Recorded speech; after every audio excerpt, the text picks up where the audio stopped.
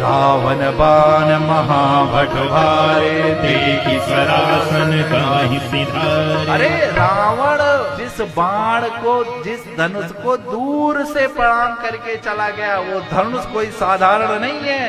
ये भुजाओं का बल चंद्रमा और शिव जी का ये धनुष राहु है।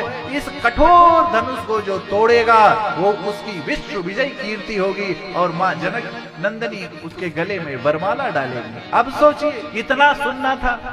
अरे भाई, कौन जनक नंदनी को नहीं पाना चाहता? इतना सुनना था, लेकिन क्या तमोगुण से प्राप्त होंगी? देखिए, व्यवस्था का जब भी अतिक्रमण होता है यही होता है। सारे देवता उठे तो परिकर बांध उठे यकुलाई, लेकिन चले इष्ट देवन सिर नाय। अब कार्य करने से पहले प्रणाम किया जाता है कि कार्य प्रारंभ कर लेने के बाद? कार्य करने से पहले प्रणाम किया जाता है ना, कि या कोई कार्य शुरू कर दो तब कहो अरे रे प्रणाम प्रणाम, हमने कार्य शुरू कर दिया। तो आपका अहम कार्य कर रहा है, वो आपका प्रणाम कहने के लिए है। इतना सुनना था। तमक कोटि भांति बल करहि, जिनके कछु विचार मन माहि, चाप समीप महीप न जाहि। अरे, जिनके मन में भी थोड़ा कुछ विचार था, जिनके कछु विचार मन माहि, चाप समीप महीप न जाहि। अरे, जिनके मन में विचार था कि अरे जगत जननी है, लेकिन इतना ही नहीं, एक से एक राजा इतनी जल्दी उठ रहे थे, कहीं ऐसा ना हो कि वो हमसे पहले धनुष तोड़ दे।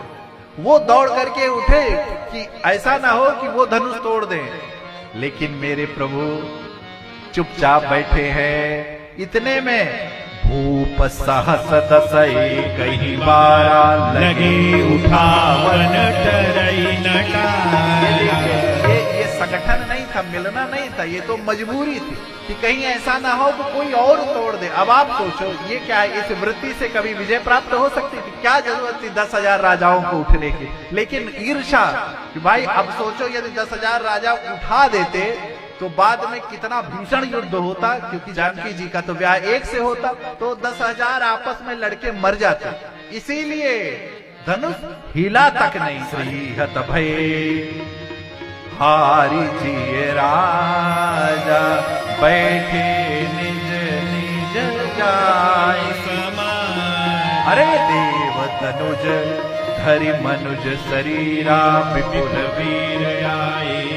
अरे, कुंवरी सुंदर है, क्या किसी की भुजाओं में इतना बल नहीं है? धिक्कार है तुमको, तुम यहाँ लड्डू खाने आए हो? तुमको नहीं पता यहाँ क्या करने आए हो?